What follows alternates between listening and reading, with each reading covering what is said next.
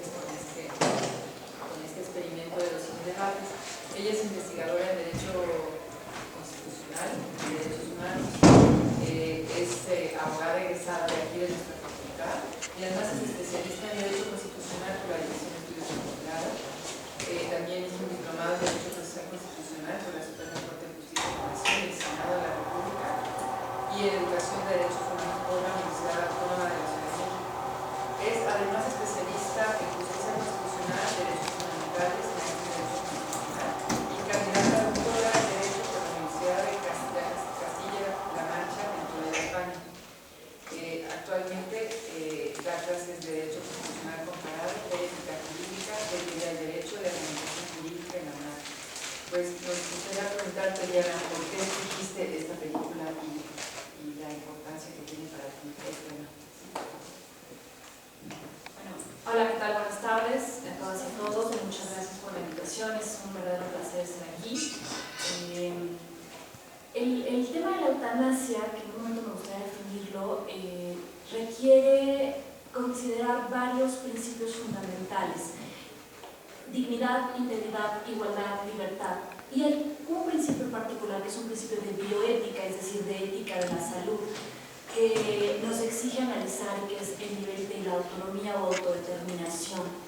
Y creo que no hay una sola persona que no haya considerado los límites de esta autonomía, de esta autodeterminación, de estos controles externos que tenemos desde que nacemos, familiares, escolares, religiosos, culturales, sociales, políticos, jurídicos, económicos, y cómo estos controles, algunos necesarios en ciertos niveles, van minando nuestra libertad y nuestra autonomía.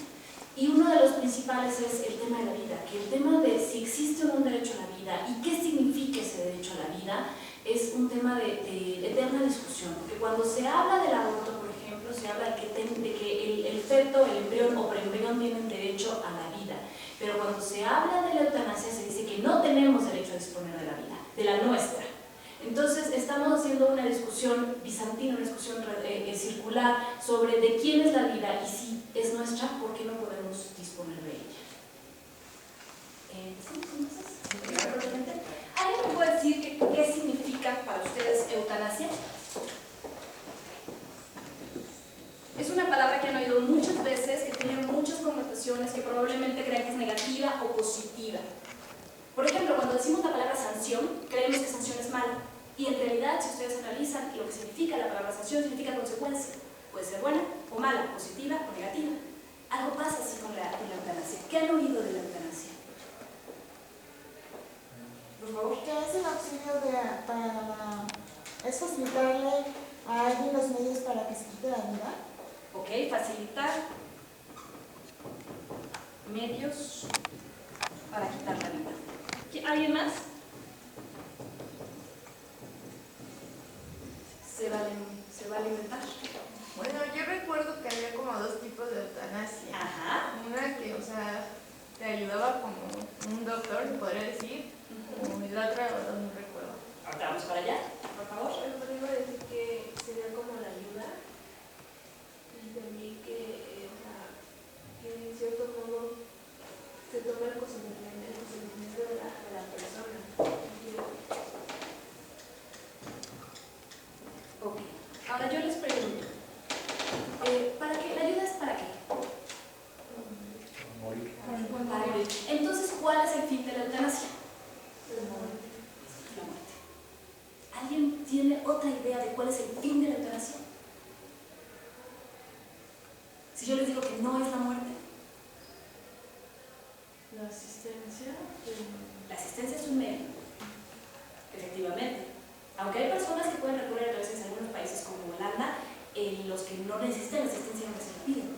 Pero si la eutanasia no es en sí misma, el fin no es la muerte, ¿qué puede ser? Algunos tal vez la ven como parar un sufrimiento, pero al fin de todo es quitar la vida.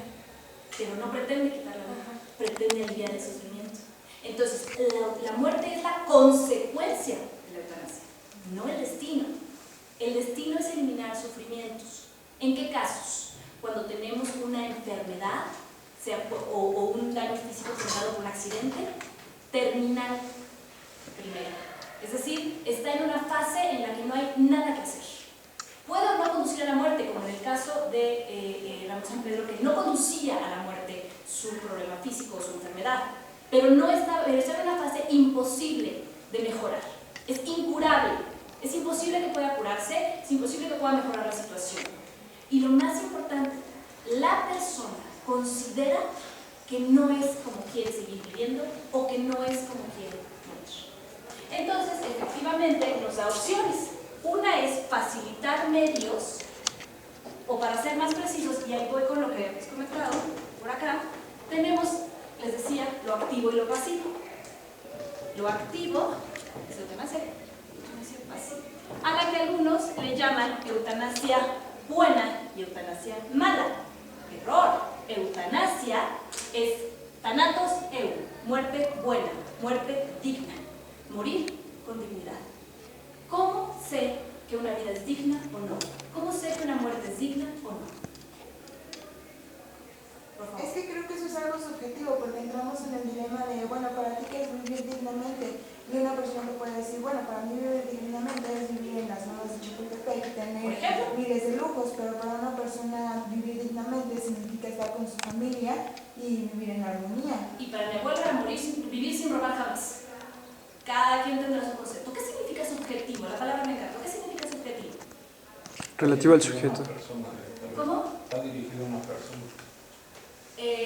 Cuando mi opinión es subjetiva, es una opinión personal. efectivamente. Cuando yo digo algo objetivamente, lo digo apegada a la verdad de los hechos. Lo subjetivo es exactamente eso. Proviene del sujeto, deriva del sujeto, es exclusivo del sujeto y por tanto solo la persona puede determinarlo. Efectivamente, la dignidad como derecho implica ser tratado o tratada de la misma manera que los demás, con respeto profundo a mis derechos humanos, a mi igualdad, a mi integridad, pero en cómo yo valoro la dignidad es exactamente una valoración personal interna de si mi vida es digna o mi vida no es digna, si mi forma de vivir es digna o mi forma de morir no es digna. Hay personas que consideran a la muerte en virtud de las enfermedades causadas por el SIDA o VIH, mejor dicho por el SIDA, no por el VIH, no la consideran digna. Hay personas que no consideran el tratamiento de cáncer digno, el tratamiento, ya no dije la vida o la muerte. Entonces son evaluaciones personales que nos permiten determinar si esa es la forma en la que queremos trabajar, tener una familia, vivir, morir, ¿de acuerdo? Por ejemplo, la diferencia entre el sacerdote que fue a ver a Ramón San Pedro y San Pedro, no había diferencia física, tenían las mismas limitaciones y las mismas ventajas. Es más, es decir, cerebralmente tenían plena conciencia de sí mismos, físicamente no podían moverse. Esa es la tetraplegia, que no puedes mover ninguna de las cuatro extremidades y por tanto está completamente limitado el tronco por un daño cervical. Esa es la tetraplegia propiamente. Pero él consideraba que no era digno continuar una vida en la que se muestra completamente desnudo, que tienen que hacerle absolutamente todo, que tienen que limpiarlo, que tienen que ponerle cigarro, que tienen que hacer todo por él. Y él dice, yo no puedo vivir una vida en la que tengo que pedir absolutamente todo. Y el sacerdote dice, yo puedo vivir una vida en la que incluso con mis limitaciones físicas, con mi discapacidad motriz, tengo capacidad de desplazarme, de oler el aire externo, de caminar, de moverme en la vegetación. Son mis posibilidades y yo las aprecio. Yo les preguntaría algo. ¿Creen que esta historia es real o falsa? ¿Por qué? ¿Por qué es posible o por qué creen que pasó? Porque pasar es posible. Es posible y pasó. Pasó en 1998 y efectivamente Ramón San Pedro fue a tribunales a exigir judicialmente el derecho a disponer de su propia vida. ¿Cuál era el problema? Que él necesitaba una eutanasia activa. ¿Qué significa? Que me den los medios o me realicen un acto para terminar con la vida. Y la eutanasia pasiva es que dejen de darme los medios para prolongar la vida. En otras palabras, terminar el tratamiento. Entonces, si una persona tiene cáncer y decide que no quiere la quimioterapia, que no quiere ningún tratamiento que considera invasivo, contrario a su dignidad, a lo mejor una persona que no quiere perder el cabello. ¿Por qué no? Porque ¿quiénes somos nosotros o nosotras para juzgar si eso es digno o no? persona que no quiere vivir con los daños físicos de una cirugía, por ejemplo, que le puede ayudar a salvar la vida.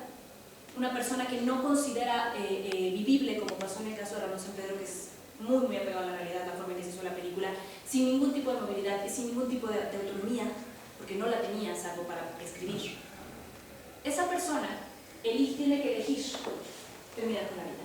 A diferencia de la persona que está en un tratamiento y que puede decir simplemente desconecten, o no me den el tratamiento, o no me den el químico, no me den la sustancia que continúa.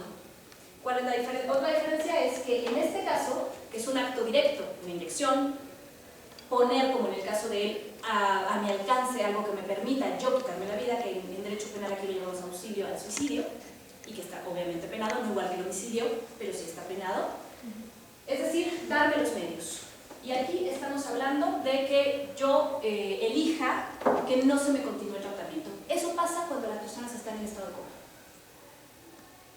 El familiar puede elegir que ya no se continúe con el tratamiento. ¿Por qué? Porque solamente prolonga innecesariamente la vida sin que haya ninguna posibilidad de cura. Y las personas también lo pueden hacer antes de estar en una situación en la que no pueden tomar decisiones, a través de lo que se llama voluntad anticipada, que es un testamento, es un documento estilo testamento, es un documento notarial, en el que una persona en estado, bueno, en el Distrito Federal puede ser incluso en perfecta salud, determina que no quiere continuar el tratamiento en caso de estar en una situación de salud que ya no sea posible mejorar, que su condición de vida esa persona piense que no es digna, que no es apropiada para su forma de vivir. Ahora, les pregunto, si es objetiva la determinación de la dignidad, ¿cómo vamos a legislar? Es decir, ¿se supone? No se supone. Las leyes deben ser abstractas, generales, impersonales. Entonces, ¿cómo le hacemos desde el derecho para respetar la dignidad y la concepción personal de dignidad humana, pero establecer una ley que no haya abusos y que se respete la vida? ¿Cómo jugamos con eso? ¿Cómo le hacemos?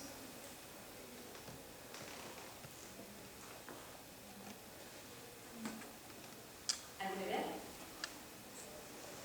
Hace unos años en Francia, una mujer le pidió en su momento a Sarkozy, por escrito, que le aplicara la eutanasia activa. Esto no fue un procedimiento judicial, fue un procedimiento administrativo. Ella tenía un tumor en el cerebro gigantesco, a la mitad de la cabeza, con la cuarta parte de la cabeza tenía un tumor, tenía el ojo de este tamaño, rojo por supuesto, sin visión, completamente afuera de la órbita, dolores, migrañas terribles y masivas que la tiraban al suelo. Lo que ustedes vieron del personaje de la abogada, por cierto, son infartos cerebrales. Lo que le pasaba a esta señora era algo parecido. Este tumor le generaba algunos infartos y le generaba migrañas terribles. Y entonces le escribió al presidente. Le dijo, quiero que me apliquen la eutanasia activa. Ella no quería aplicarse, tenía todas las posibilidades, físicamente ella podía haberse hecho algo. Le respondieron que no, le respondieron por escrito que con mucho gusto le daban un coma inducido. O sea, que la inducían a coma para que ya no sufriera lo que llevaba a la muerte. La respuesta de ella fue muy clara. ¿Y yo cómo sé que en coma no voy a sufrir? Nadie le podía garantizar que en coma no sufriera. Y se quitó la vida.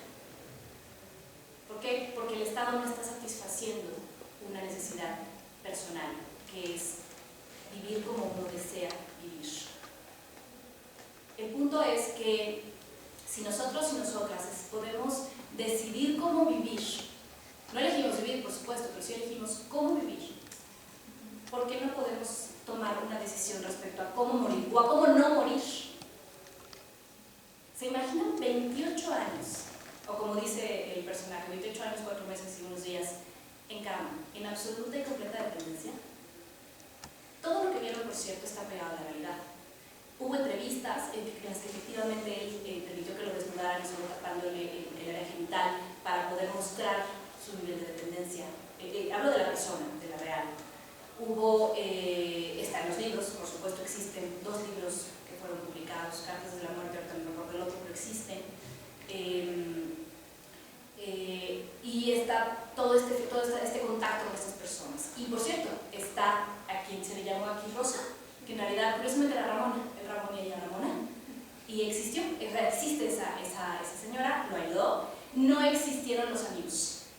Todo lo que hizo Ramón San Pedro fue para decir que había amigos que lo ayudaron. ¿Por qué? Porque era más fácil precisamente decir, uno puso el vaso, poner un vaso no es delito. Uno puso la tabla metálica para que estuviera cerca de mí, poner una tabla metálica no es delito. Otro puso el cianuro, poner cianuro no es delito. Otro puso el agua, poner el agua no es delito. Y otro puso el cocote, poner el cocote no es delito. ¿Otro firmó? No es cierto, en realidad fue ella sola. ¿Qué creen que le pasó a ella? ¿Me enjuiciaron? ¿Cómo? ¿Me enjuiciaron? Iniciaron un proceso penal, por supuesto, un procedimiento penal que nunca llegó a sanción porque no hubo ninguna prueba. Propiamente, estuvo muy bien planeado. ¿Cómo? Bueno, es que también se grabó. Así que, él dice, yo doy mi consentimiento de voluntad. O sea, yo planeé todo. Yo hice todo, claro. Entonces, como que, pues, ¿qué, ¿cómo voy a juzgar eso? Cuando yo me estoy diciendo que, o sea, fue mi culpa. Dices, bueno, o sea, Y bueno, mucho del debate de eutanasia surge por eso. En primer lugar, hay algo muy interesante ahorita que él lo planeó todo. Sí, y una de las discusiones es que él tenía tanta capacidad intelectual, porque todos los inventos que vieron, así como planeó la modificación de la silla, todo lo inventó él. El tema de cómo escribir, por ejemplo, la maquinita esta, todo se lo inventó él. Fue una creación absolutamente exclusiva. Sus capacidades, claro, había trabajado en talleres, había trabajado en mecánica, entonces sabía, pero todo esto hacía pensar que era una persona que tenía infinitas posibilidades de creación y que no debía morir. No sé si sepan, pero hay un genio de IBM que tiene tetraplegia, que efectivamente escribe así, que además, bueno, ahora como computadora, pero escribe de esa manera, que ya diseñó él mismo es uno de los primeros que diseñó los software, los que escriben con dictado, y que básicamente ya toda su casa está automatizada a dictado, ya no tiene ni siquiera que escribir nada, ni presionar nada, y es uno de los mayores genios de IBM, y él no considera para nada que su vida no sea digna, y tiene un montonal de discapacidades y de dificultades para poder ser autónomo. Sin embargo, él ha creado su propia autonomía. Entonces, ese es el primer tema. Si tienes tantas capacidades, ¿por qué no? Pero la pregunta sería, ¿y por qué una persona con más capacidades intelectuales o con más habilidades tiene menos derecho que una persona que no las tiene? ¿O por qué, por ejemplo, en la época nazi, a las personas alemanas con discapacidad se les quemó? Antes de usar los hornos para las personas de la comunidad judía, se usaron para los propios alemanes, ninguna es mejor que otra obviamente, pero sí se usaron antes para matar a los alemanes que tenían discapacidades intelectuales.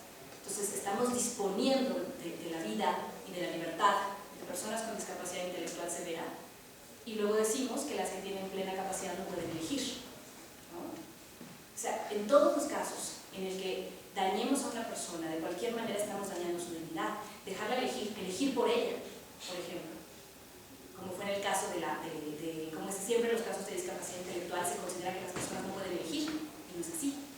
Las personas con discapacidad intelectual tienen perfecta capacidad hasta cierto grado de elegir por sí mismas, pero hemos estado históricamente disponiendo de la vida de maneras crueles, como pasó todo ese tiempo en Alemania, con genocidio propiamente. Hemos estado disponiendo de la vida, y cuando una persona quiere elegir sobre su propia vida, usamos el mismo discurso pero al revés.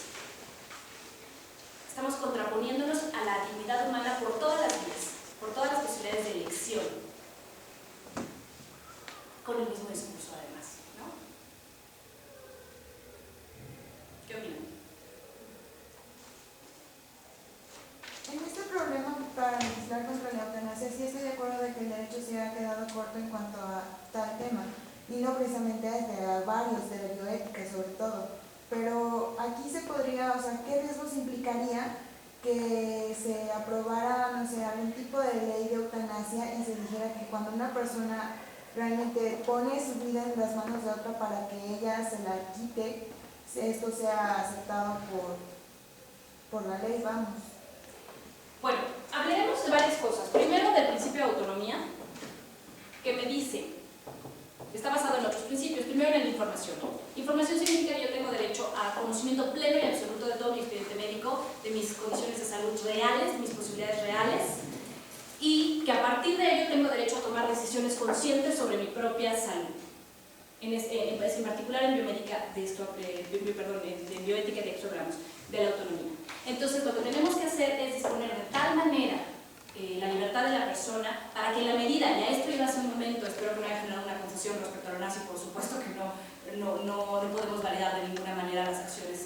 hablo de la toma de decisiones.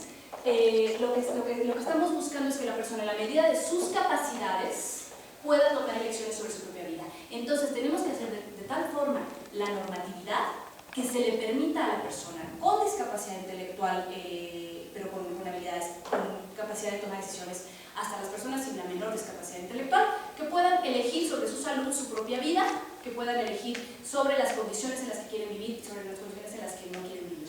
Y se hace en Holanda, por ejemplo. Holanda tiene aprobada la eutanasia, no solo la pasiva, también la activa, y no solo para mayores de edad, por cierto.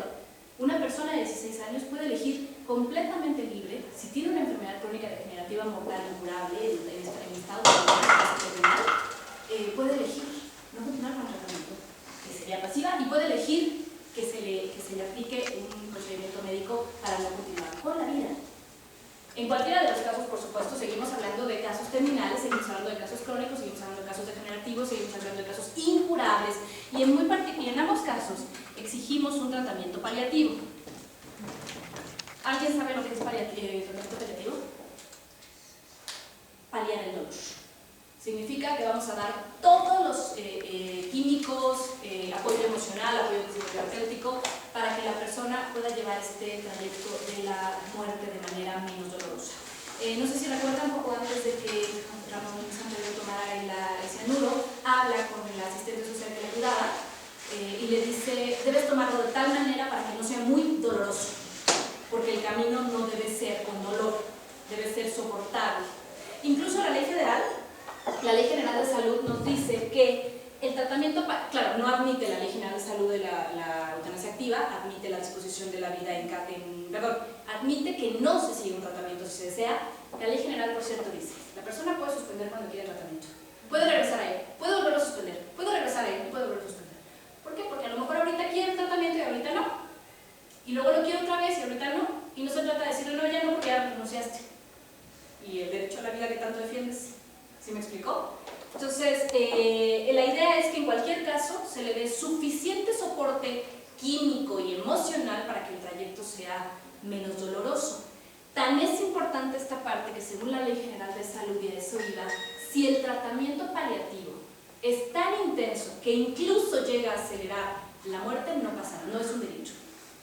Por supuesto, aplicado por médicos, médicas, etc. Pero el punto es: si tiene que ser, tengo que subirte la dosis porque te está doliendo, tengo que subirte la dosis, tú elegiste que ya no quieres el tratamiento, te sigo subiendo la dosis de medicamento para el dolor, y ese medicamento te acelera la muerte, mi labor era quitarte el dolor. Entonces no hay problema, no hay un delito, no hay una falta a la ley, ¿no? Entonces el tema es priorizar. ¿Qué vamos a priorizar? Una defensa de la vida basada, y les decía, en argumentos que antes usamos para atacar la vida, o vamos a usar una defensa de la autonomía, que significa: te respeto como ser humano y te dejo elegir sobre ti mismo o sobre ti misma, ¿no?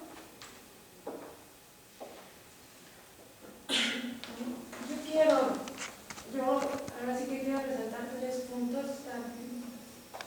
Te felicito por la exposición. 3 puntos, digamos otros 2 o 3 escenarios.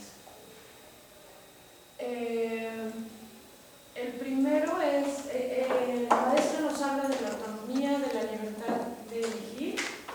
Yo quisiera, los otros 2, los familiares. Siempre se considera como algo bueno esa empatía, esa compasión. Está penalizado los delitos de omisión. Si yo no presto auxilio, es un delito de omisión. Y aquí esto no se considera. No se considera en lo más mínimo que un familiar pueda ayudar, como en el caso coadyuvar. Y aquí, no se plantea la legislación. Y yo creo que es importante, porque se resalta esta parte de la compasión, ¿no? Y el derecho lo está dejando. Y la otra es, bueno, sí, como lo comentaba la maestra, sí es un derecho irrenunciable como todo derecho fundamental. ¿Cómo es posible que, siendo mi derecho, yo no pueda renunciar a él? Ahí es donde, si son universales, irrenunciables, imprescriptibles, ¿cómo es posible? Es una ficción. Y habría que criticar a la misma teoría. Y por último, la función del Estado, que ya en una parte la estoy tocando cuando, ¿cómo es posible que en un Estado de Derecho, donde a mí se me penalice por cualquier delito de omisión por no prestar ayuda, en este caso se convierta en homicidio? Y si se va a aplicar la eutanasia activa, que es lo que nos está mostrando la maestra con la legislación de Holanda, entonces el derecho fundamental, que para mí es la vida, él tendría la obligación, que implicaría la obligación estatal de brindarme a mí una prestación, no nada más no interferir en mi derecho de libertad, que sería un derecho civil y político de los de libertad, sino también de prestación, de brindarme la prestación para aplicar la eutanasia activa. Sí, coincido plenamente en absolutamente todos los temas. Hay un punto, el delito de auxilio, el auxilio al suicidio se tipifica precisamente porque se considera que la persona que quiere suicidarse está en un estado emocional vulnerable, en el que no puede tomar claramente la decisión, y entonces nosotros al apoyarle le estamos empujando. Incluso hay dos tipos, hay el que es apoyo nada más y apoyo con manipulación a tal grado que yo le induzca propiamente la idea del suicidio, ¿no? Entonces, efectivamente, estamos considerando la incapacidad para tomar elecciones propias, porque pensamos que es terrible querer morir. Como muchas veces por prejuicio y por estereotipo pensamos que es terrible que una mujer no quiera ser madre, que es terrible que un hombre no quiera casarse, que es terrible que no cumplamos expectativas sociales como querer vivir. Con Ramón San Pedro pasó durante años que nadie que no lo conocía personalmente comprendía que quisiera morir. Le pasa a Ramona, aquí Rosa, que va y le dice: oye, yo vengo a hablar contigo, ¿me quieres convencer de lo que tengo 28 años pensando? 27 en ese momento, o sea que yo ya sé. Y escucharon 2 o 3 veces la palabra serenidad, precisamente porque era lo que todo el mundo que conocía a Ramón San Pedro decía de él. ¿Cómo está? Sereno. Si buscan en Google van a encontrar una entrevista real, donde sale la verdadera persona, en la que la entrevistadora le pregunta, la última pregunta que le hace. Bueno, ella llega con un poco de no te creo, y poco a poco durante la entrevista va viendo que de verdad él sabe lo que quiere, y al final le pregunta: si pudieras describir en una sola palabra tu estado de ánimo, ¿cómo lo definirías? Y él le dice: sereno, que esa es clave para él. O sea, él realmente siempre ha sabido exactamente lo que quiere, lo ha sabido desde el principio. Él mismo considera que no debe morir. Hay una frase que no viene de la película, es una frase que dice, es de él: uno no quiere morirse, no es la muerte lo que se pide con la eutanasia, es el derecho a liberarse de un sufrimiento que no tiene sentido para la vida. Con una claridad absoluta. Eso lo dice en esa entrevista, les recomiendo verla porque es muy clara. Además, deja notar el esfuerzo que hicieron en la película por de verdad utilizar sus frases, de verdad utilizar su imagen, es muy cercana a quien fue él. Y efectivamente, hay una doctora en Derecho de la Universidad de Castilla-La Mancha, donde yo estudié, que hizo su tesis doctoral en eutanasia. Y ella dice que a veces en los sistemas jurídicos no distinguimos entre derecho y libertad, los ocupamos como si fueran lo mismo. Ella dice, hay derechos que son los que podemos ejercer directamente, que tienen que ver con lo prestacional, es decir, con lo que me otorgan, y libertad, que es, lo puedo hacer o no, pero nadie tiene por qué darme algo porque tengo esa libertad. Entonces, tengo libertad de expresión, la puedo ejercer, pero el Estado no tiene por qué pagar el periódico. ¿Me explico? En cambio, cuando hablamos de derechos, tendríamos que tener una manera de ejercerlos. Propiamente no tenemos derecho al trabajo, tenemos libertad de trabajar en lo que queramos siempre que sea lícito.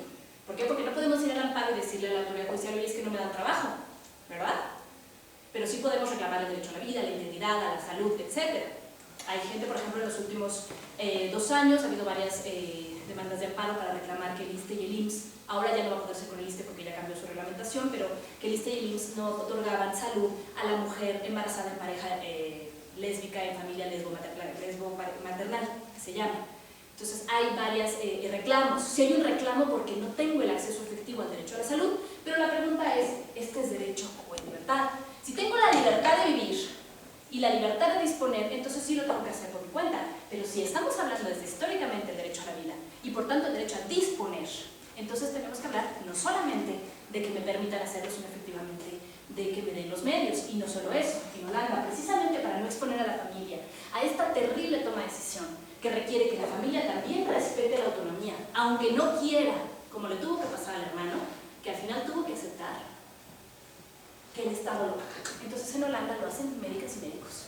Ahora, yo lo que estaba pensando, porque en un momento dado el Estado puede entrar de causaliente, de derechamente, para algunas cosas que están registradas en materia civil, pero estoy pensando en propiedad intelectual en una obra, ¿no? Bueno, pues si ya no está presente, puedo yo entrar a hacer, el Estado dice, pues soy causaliente. ¿Por qué no le hace así? ¿No? Digo, podría ser un mecanismo. ¿En qué momento dice, bueno, ok, yo tomo la responsabilidad y se aplica? Porque en los casos que se están planteando, ¿por qué no legislar? El presidente, si digo, bueno, te podemos hacer esto. A lo mejor aquí entraría, porque es donde la parte de derechos humanos, la figura del juez. Pero el juez en un momento dado podría delegarle al Estado, vamos, en esta doble implicación. Yo tengo la libertad, como dices, pero tú también tienes la responsabilidad de facilitarme los medios. Yo creo que esa decisión la tendría que delimitar el juez con toda la parte que se está... Yo no estoy tan clara si la decisión o el actuar, porque efectivamente si yo me tengo que ir a juicio para exigirlo, el juez debería tener la facultad para decirle al Estado, aplícale de manera no dolorosa la eutanasia. Voy a poner un ejemplo que no tiene, o sea, no parece tener un vínculo directo, pero en Estados Unidos, a pesar de que hay estados que todavía tienen pena de muerte, la pena de muerte no puede ser por medios dolorosos. O sea, se prohibió la silla eléctrica, se prohibieron los químicos que hacen daño o que retardan el proceso doloroso de la muerte, que son especie de ¿cómo se llama? ¿Como electroshocks? No, cuando ya les ponen el químico, tienen convulsiones. Bueno, deben ser químicos que aceleren la convulsión no dolorosa para que la muerte sea rápida, y debe haber antes paliativos. O sea, dentro incluso de un Estado que no respeta la vida porque autoriza al Estado a quitarla, hay un respeto mínimo a la forma de morir. Entonces, efectivamente, en los estados en los que hay que ir a pelear, debería el médico el juez tener la posibilidad de decir, Estado, encárgate desde tu área médica de aplicarlo, y de manera correcta, digna, como la persona quiera, ambientando su espacio incluso si quiere, o sea, todo lo que implica me estoy despidiendo, efectivamente.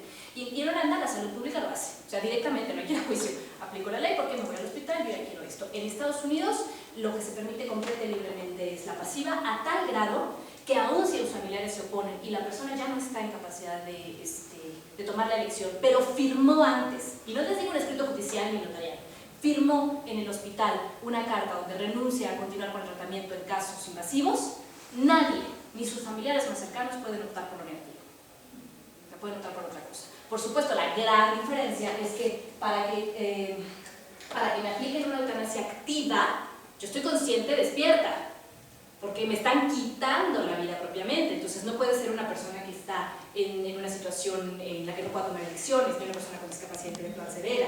Aquí es con un consentimiento necesariamente, y aquí puede haber un no consentimiento, es decir, lo pude haber previsto, en México hay que hacerlo notarialmente, o mis familiares lo pueden elegir si yo estoy en una condición en la que es imposible que me cure, imposible recuperarme y que no puedo tomar la decisión. ¿Y qué familiares? ¿Cómo sería el orden? ¿Una madre, una esposa, un hijo? El orden es cónyuge, hijos o hijas. Hay una división, no la preciso en este momento, pero es curioso porque la ley general tiene un atraso considerable al preferir a los, me parece que hermanos a hijos menores de edad. Sí, son menores de edad, pero o sea, no hay por qué tener esa diferencia. Al fin y al cabo son hijos e hijas que tienen un vínculo cercano, biológico o legal y emocional mucho más cercano que hermanos y hermanas. Pero bueno, eso podría ser un tema que en algún momento se modifique o que llegue a un amparo y que se arregle. Pero en todo caso hay una capacidad de disposición. Dos problemas graves: temas religiosos que impiden a la gente tomar esta decisión en ambos casos, y lo tengo que decir con toda claridad, falta de respeto de los servicios públicos para realizar estos actos. Ha pasado históricamente, por ejemplo, con el aborto. Tenemos un caso que llegó a la Corte Interamericana de Derechos Humanos porque a una joven que fue violada y quedó embarazada no se le permitió, a pesar de tener derecho a abortar. Se le atrasó todo el procedimiento médico hasta que ya no podía abortar por su propia salud. El caso, repito, llegó a la Corte Interamericana. Entonces tenemos esta costumbre histórica de violar desde la medicina el principio de autonomía. A esa violación se le llama, en bioética, paternalismo médico. ¿Qué es el paternalismo médico? Es esta costumbre de médicos, médicas, quizá ya casi no, pero bueno, de tomar la decisión por el paciente porque el paciente no sabe, ¿no? Sin informarle. O eso, de no informarle, es que le va a doler mucho, mejor no le digo. Un momento, es mi cuerpo, es mi salud, es mi vida, yo elijo, y yo elijo mediante la información que me permite ser autónoma. Perdón. Ahorita me acuerdo sobre los doctores que no quieren hacer la activa porque su juramento de Hipócrates, o sea, es que yo tengo que salvar la vida, ¿cómo yo la voy a quitar? Entonces, todo también como puede ser como ese conflicto, ¿no?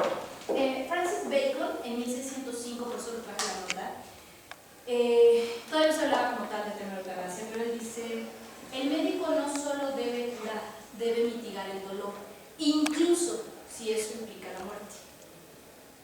Lo que a veces no consideramos es que el dolor es físico y emocional. ¿Alguien sabe cómo define la salud la Organización Mundial de la Salud? ¿Lo han oído?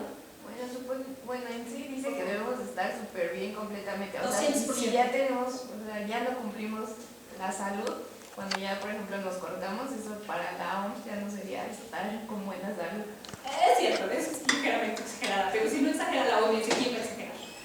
No, lo que dice propiamente es que la salud no es solo un estado de no tener enfermedad, perdón, que no es solo no tener enfermedades, sino un estado de bienestar psíquico, físico y social. Social significa la plena integración social. ¿Cómo se podía integrar plenamente a la sociedad una persona como Ramón San Pedro en su contexto? Ojo, todas las personas con discapacidad, si les arrebatamos las barreras que les impiden desarrollarse plenamente, pueden vivir con integridad social absoluta. El ejemplo es muy, muy claro. Estamos en un edificio público, llega una persona con silla de ruedas. Esta es la entrada. ¿La silla de ruedas o la escalera? Y si le ponemos una rampa altísima y totalmente desangulada, la rampa es el edificio. Y si le ponemos una rampa correcta, es la misma persona y la misma silla de ruedas. El problema no es la persona ni la silla de ruedas. Es un ambiente no accesible. ¿De acuerdo? Bueno, Ramón San Pedro tenía la posibilidad, pero eligió no tenerla. Eligió no vincularse socialmente. Entonces, no tenía una salud plena en lo social. Por supuesto no la tenía en lo físico y por supuesto no la tenía en lo emocional. Pero había elegido no integrarse porque no consideraba esa forma de integración suficiente para él. Su integración estaba reducida a grupos pequeños porque así lo había elegido. Pero esa limitación también es una forma de no tener salud, ¿no? Entonces, se supone, la idea precisamente de autorizar, de permitir, de dejar a la persona ejercer plenamente su libertad, de vivir o no vivir, de vivir de determinada manera mientras sea lícita, hablando por ejemplo de profesiones, o de dejar de vivir, porque el sufrimiento físico, psíquico o emocional no le basta, es respetar su autonomía y respetar su salud, incluso conforme a la exagerada, comparto eso, Organización Mundial de la Salud, ¿no? ¿Cómo? Sí, o sea, si decimos que es como, ¿quién tiene una perfecta salud física, psíquica y mental? Todos venimos de familias disfuncionales, que nadie se engañe, ¿me explico? Pero la idea es acercarnos a ello. Si la OMS solo dijera salud física, tendríamos el problema con lo emocional. Si solo dijera física y psíquica y las personas que tienen antisocialidad, por ejemplo. Ojo que hay enfermedades psíquicas, hay enfermedades emocionales y no son iguales. ¿Cuál es la diferencia? A ver, por ejemplo, una enfermedad psíquica es esquizofrenia, enfermedades que llamamos mentales, y hay enfermedades sociales. Por ejemplo, el autismo se ha discutido mucho si es psíquico, social, porque el problema del autismo es no poderse vincular socialmente, pero con los grupos pequeños se pueden perfectamente, se pueden comunicar, pueden tener una salud perfecta en cuanto a integración social. Entonces, se ha discutido mucho cuál de los dos es, pero por ejemplo, la anorexia es una enfermedad emocional. El alcoholismo es una enfermedad emocional, no son psicóticas, no son psíquicas. Sí, ¿verdad? Son emocionales y se curan con procesos integrales que van mucho más allá de una facilidad depresiva. Requiere apoyo emocional, requiere apoyo familiar, requiere apoyo social, requiere, por supuesto, porque la anorexia requiere un nutriólogo o nutrióloga, requiere psiquiatra, requiere psicólogo o psicóloga. Tiene muchas más implicaciones médicas, porque es una enfermedad integral que tiene que ver con cómo yo recibo e interpreto las emociones, que no es lo mismo que lo que cerebralmente me genera un problema, una discapacidad intelectual. Para lo de la eutanasia se necesita ser mayor de edad, ¿no? Depende de la legislación, porque, a ver, en México no tenemos eutanasia activa. Simpáticamente la ley dice, esto no es eutanasia, esto es voluntad anticipada. Eutanasia pasiva, pues no les gustan las palabras. Tenemos una mala idea de lo que significa la eutanasia. Es eutanasia pasiva, lo quieren llamar bonito, ortotanasia. Aquí suena súper bonito, pero es lo mismo. Necesita efectivamente mayor de edad, pero la ley permite disponer de la vida siendo menor de edad. O sea, la ley permite hacer el testamento vital siendo menor de edad. Si no me equivoco, es que eso que no es la Reglamento Federal, pero es cualquier persona que esté sana, siempre que sea mayor de edad. Cualquier persona, independientemente de su edad, si está en estado terminal es menor de edad.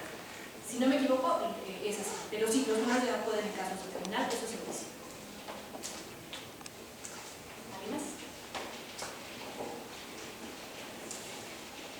En clase, cuando me ha tocado dar eutanasia en la clase jurídica, para bien o para mal, no sé exactamente, siempre hay alguien que se ha enfrentado a tener cerca a una persona que está en una situación terminal y que ha solicitado ese apoyo.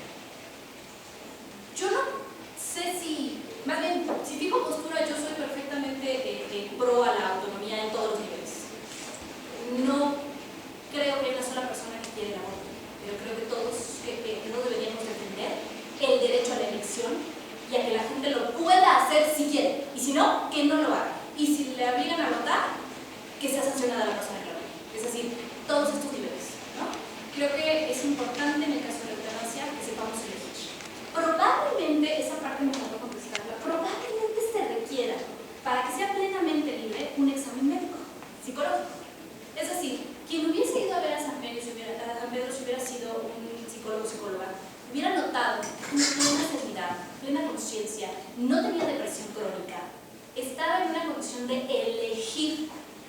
Probablemente esa sea una manera de garantizar que nadie le está induciendo al suicidio, o que tiene una depresión que de curarse podría desear la vida. Pero yo tengo un debate interno con eso, porque, por ejemplo, en España, antes del 2010, el aborto terapéutico se consideraba, terapéutico es cuando es por la salud de la mujer. Había dos posibilidades, terapéutico físico y terapéutico psíquico. El terapéutico físico, bueno, pues no hay nada que discutir, los médicos, las médicas deciden si hay un tema de salud, que hay que generar un aborto, pero el psíquico, la mujer tenía que pasar por 2 exámenes psicológicos que determinaran si de verdad el estrés que le estaba causando el embarazo justificaba un aborto. Es decir, una mujer perfectamente mayor de edad se estaba sometiendo a el examen y el escrutinio de 2 personas externas que le dijeran si podía tomar o no sus decisiones. Más o menos como si fuera menor de edad. Entonces tengo mucho esa duda de si en la eutanasia podríamos arreglarlo proponiendo un examen médico, porque entonces seguimos sometiendo una voluntad. Se victimizaría y traemos a la parte de la victimización. Claro, sin embargo, todo aquí tiene un sin embargo, todo aquí tiene un pero. Hace no mucho, hace el año pasado, o en principios de este año, no me acuerdo, la Corte Mexicana determinó la validez de la autonomía de un mayor de edad con discapacidad intelectual que sería sujeto de interdicción, y se le reconoció la capacidad de autodeterminarse en virtud de que presentó exámenes periciales. Sí, aquí yo lo que decía, en el momento dado lo que se debe cuestionar no es a la persona ni a la familia, es el mismo sistema. Sí, claro. Esta constante y continua decisión estatal muy vinculada con lo religioso, tanto árabe como católico, como cristiano, como judío, no se vaya por una sola religión, de tomar decisiones pensando que el ser humano no tiene capacidad de tomar sus propias decisiones. Hay un argumento muy bueno ahí que dice, y si me quisiera suicidar, o sea, si una persona se quiere suicidar no se puede castigar. Claro, hay que hacer ciertas cosas cuando una persona sobrevive a un intento de suicidio, pero el punto es que seguimos diciendo que el ser humano no tiene capacidades para elegir, que tiene que estar siempre sometido a la revisión de otra persona por si se equivoca en elegir su propia vida. ¿No? Por favor. Comentaba, y es muy interesante lo que decía, por ejemplo, en cuanto a los servidores públicos. Recargamos, por ejemplo, en certificados médicos, pero habría que ver quiénes están capacitados para eso. Poner el ejemplo del aborto de esta chica, creo que fue influida, no sé si recuerdo, por un padre. Después de todo esto, lo que terminó, o lo que se le ha dado al Ministerio Público es para que determine precisamente si puede o no abortar, y recae precisamente en eso. Yo siento que ahí no estamos para que determine el Ministerio Público. Si lo hemos catalogado como un poco corrupto, en esas situaciones yo siento que no estamos calificados para eso. Y en la eutanasia también serían los médicos. Una duda. Cuando habla del aborto, habla de la aplicación de la señalización del aborto en el Distrito Federal. ¿Estoy entendiendo eso? Ajá, cuando ya el Ministerio Público es quien determina, ¿sabes qué procede el aborto? Pero el MP, la gente o la gente del Ministerio Público, no determina si procede o no el aborto.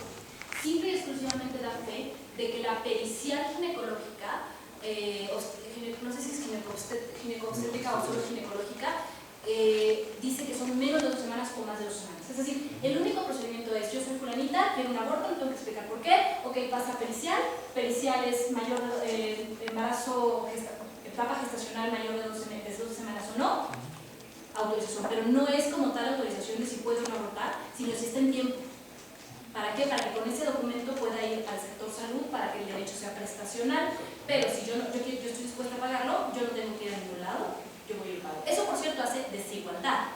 Desde el momento en que yo tengo, porque no tengo dinero o no tengo posibilidades de pagarlo, tengo que hacerlo sin apoyo, lo hago con un procedimiento tan largo, no puedo ir directamente al sector salud y recibir mi apoyo, en eso ciertamente. Y las mujeres que pueden hacerlo en nuestro país y que lo han hecho históricamente en otros países mucho antes de que se despenalizara el aborto, ¿no? O las mujeres que tienen que cambiar de ciudad para hacerlo.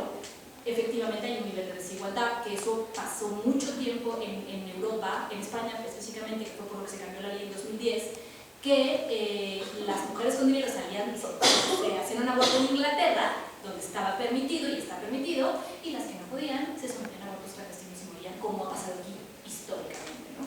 Por favor. Eso tengo una duda. Entonces, para la eutanasia se necesita el consentimiento, ¿no? Para yo, ¿en México? Ok, para yo deja un testamento vital que le llaman, que es disposición de decisiones sobre el final de la vida. El tratamiento médico es un documento notarial en el que yo digo, yo no quiero seguir siendo sometida a tratamientos médicos en caso de que mi enfermedad, o que llegue a tener una enfermedad en un estado de fase terminal, degenerativo crónico e incurable. Pero, ¿qué pasa? Por ejemplo, usted menciona que la finalidad de la eutanasia es no sufrimiento, ¿no? ¿Qué pasa, por ejemplo, cuando es el familiar quien decide ya no permitir que la persona siga sufriendo y esta ya no se encuentra en la facultad de decidir sobre su vida? Sí, bueno, aclaro antes que ese caso va junto siempre, es decir, nunca se le dará voz al familiar si tiene posibilidad de comunicarse por cualquier medio, incluso abriendo y cerrando los ojos, él o la paciente. Jamás se le puede, eso sería homicidio, en realidad. No, si la persona tiene la mínima capacidad de manifestar su voluntad en forma clara, se le pregunta siempre. ¿Han oído el clásico caso telenovelesco? Llega una mujer a punto bueno, embarazada, en cualquier momento de la gestación, al hospital. Y entonces sale el médico, siempre es hombre, por cierto, y le pregunta al esposo: está a punto de morir, está en riesgo la vida de su esposa, tengo que elegir entre su bebé y su esposa. Elija al bebé, así, con toda la varita, ¿no? Eso no se puede, eso no es cierto. Bueno, de que se ha hecho toda la vida. Pero, ¿cómo una persona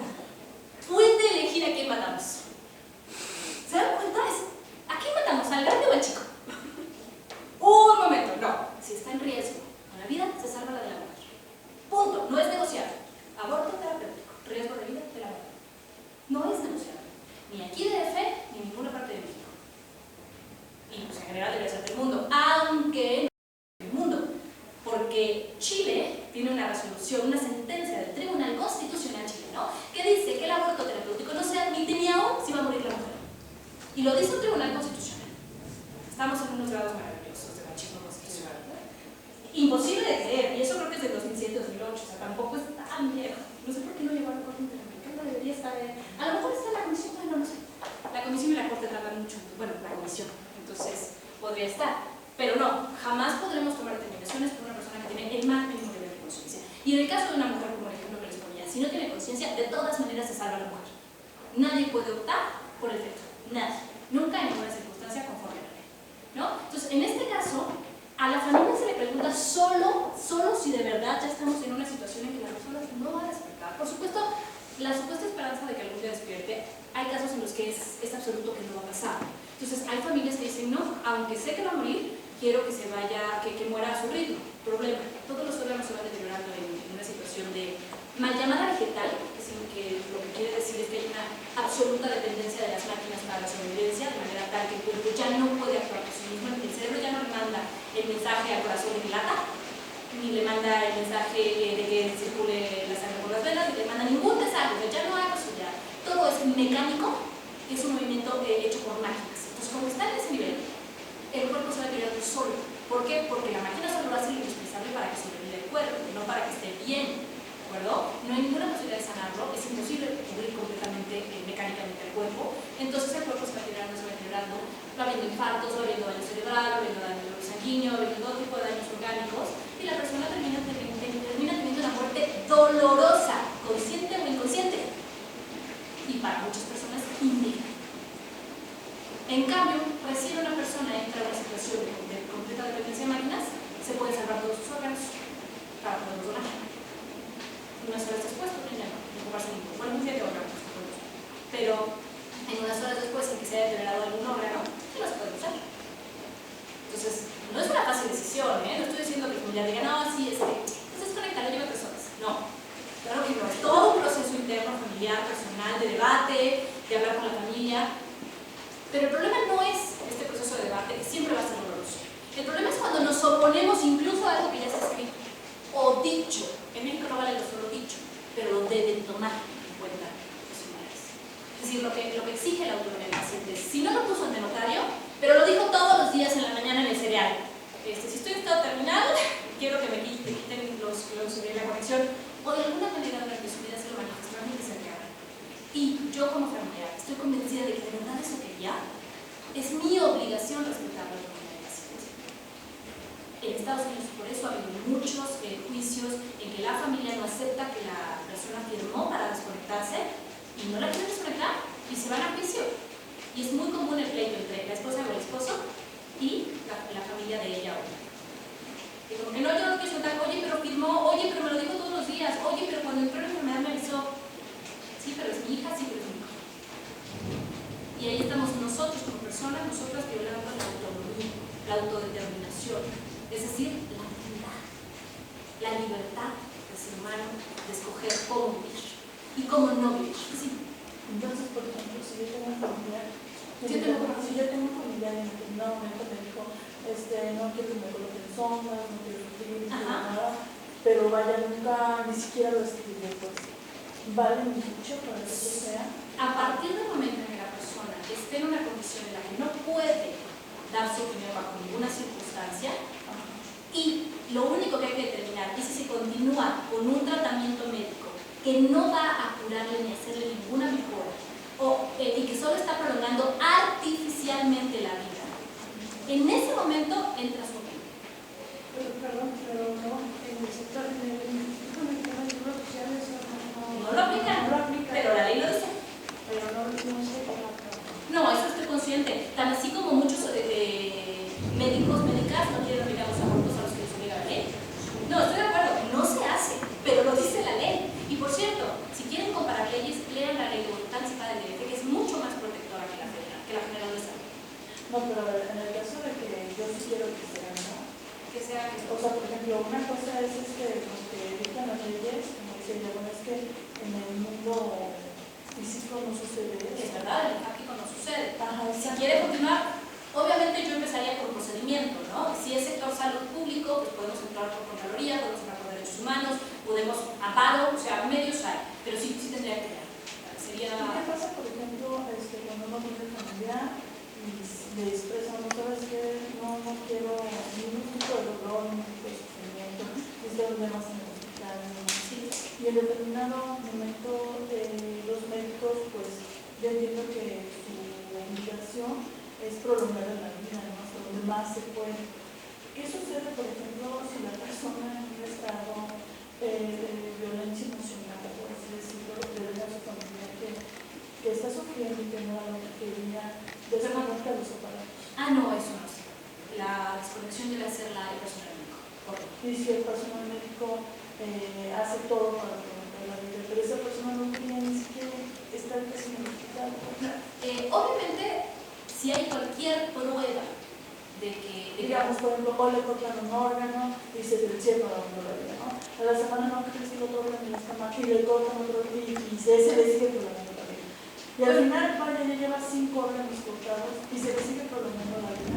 ¿Qué pasa? Estamos hablando de una persona que dejó testamento vital o que no lo dejó. Bueno, yo iniciaría un procedimiento, puede ser todas las vías juntas, derechos humanos no se contraponen ni excluye a Contraloría, ni excluye que yo presente un amparo, porque son actos diferentes. Contraloría es por una mala actuación del servidor público, derechos humanos es por una violación de derechos, y nos podemos ir al amparo por una acto meramente procesal. Es decir, podemos usar muchas vías, pero hay que pelear, o sea, en eso sí estoy de acuerdo. ¿Qué puede hacer un médico o una médica que no quiere aplicar un aborto, que no quiere aplicar eutanasia, bueno, perdón, en el caso de la ley, digamos, voluntad anticipada? Puede objetar por ciencia, es decir, puede decir, yo no hago eso por mi ideología, por mi religión, por mi creencia, por mi culto, por lo que yo quiera, yo no lo hago. Pero jamás puede un médico o una médica dejar de proporcionar la atención. Entonces, atiende a la persona hasta que le designa a un médico o médica que sí lo haga. Eso es lo primero, es una obligación que se puede pelear jurídicamente. Y lo mismo con el aborto. Un médico o una médica que no quieren aplicar un aborto porque consideran, un aborto protegido, que consideran que está en contra de su ideología o de su moral o de sus valores, pueden hacerlo, claro, pero primero garantiza la vida de la persona si es que está en riesgo, o su salud si es que está en riesgo, y después automáticamente debe buscar a personal médico que sí lo haga. Y ojo, no se vale, le voy a llamar a mi prima médica que además tampoco va a querer. No, el llamado es obligado a un médico o una médica que sí, o sea, que sí lo hagan, y el sector salud público no debe negarse. Ese es otro tema, ese es el segundo punto. El sector salud, el público, no se puede negar a realizar. En España, por cierto, para este tipo de casos, específicamente para abortos, se propuso un registro de objetores de conciencia, así llamado, ¿por qué? Porque había médicos, especialmente varones, ahora sí lo voy a hablar negativo, porque el porcentaje era 92-96%, que en el sector público se negaban a hacer abortos porque se registraban como objetores de conciencia, pero en su clínica privada, en la tarde, como si cobraban, se hacía el aborto. Entonces dijo, no, quien sea objetor, que sea objetor aquí y en China, porque claro, en el sector privado, porque el público no les pagaban más porque era su sueldo, y en el sector privado les pagaban un montón de dinero por el aborto. Entonces, no, quien sea objetor es objetor aquí y en su casa, ¿no? Un poquito de congruencia. Yo llamo procedimientos, sin duda alguna, porque el derecho existe. La facultad del familiar cercano, según el orden que establece la ley, de tomar esa decisión, cuando de verdad es imposible, cuando más bien, básicamente, cuando la vida se está prolongando artificialmente, es imposible la cura, existe ese derecho, es un derecho en ley, no es una suposición, no es una interpretación, está en la ley. Entonces debe garantizarse. ¿Y cómo procede, por ejemplo, el caso de una madre? Dice usted que esto lo entra en un rango, ¿no? ¿Qué pasa, por ejemplo, si el esposo no quiere que ella así? La prioridad es el esposo, ahí sí. Pero, o sea, ¿qué pasa con la hija? O sea, no, la decisión la toma la primera persona en lista.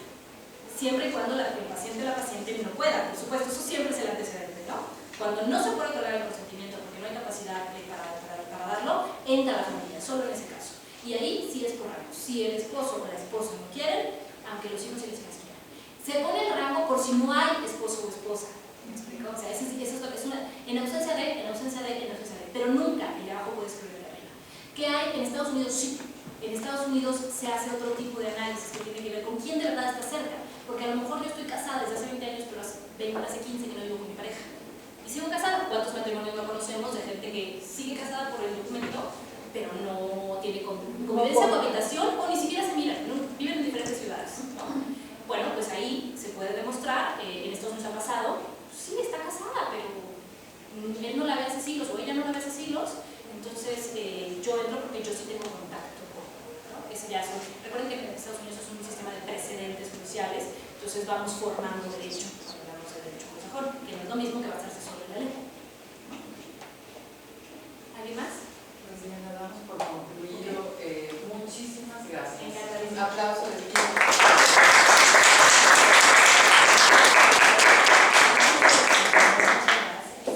Excelente, excelente. Gracias. Buenas tardes a todos. Gracias.